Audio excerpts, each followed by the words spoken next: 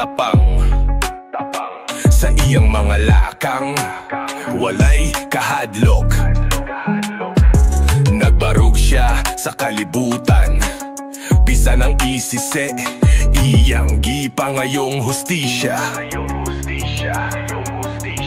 Ay Duterte, ang imong lakang sa mga pagsulay, wala magduha-duha.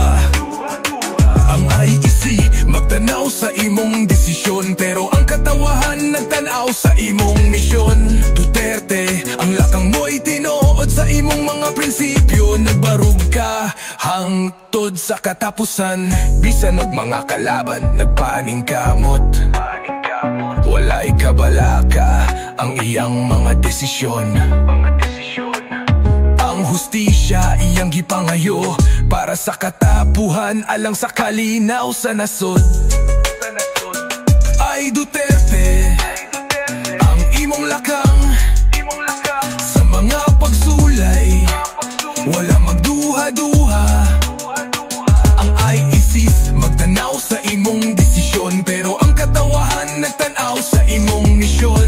Duterte, ang lakang mo'y tinuod sa imong mga prinsipyo. Nagbarug ka hangtod sa katapusan, bisan pa sa mga kasakit ug pagsubak. Ang mga mata ni Duterte nagdanaw sa kalinaw. Gipadayon niya ang iyang misyon, ang mga prinsipyo gipatubag sa aksyon. Ay Duterte, ang imong lakang sa mga pagsulay, wala magduha-duha. Ang IEC magtanaw sa imong desisyon, pero ang katawan nagtanaw sa imong misyon. Duterte, ang lakang mo'y tinuod sa imong mga prinsipyo. Nagbarug ka hangtod sa katapusan.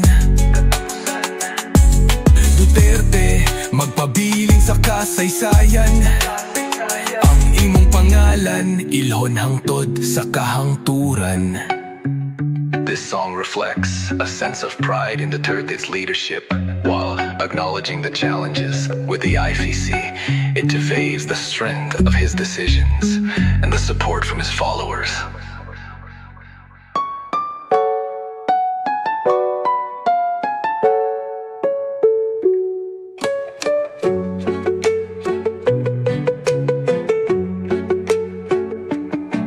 Duterte, magpabiling sa kasaysayan, ang imong pangalan ilunang tod sa kahangturan.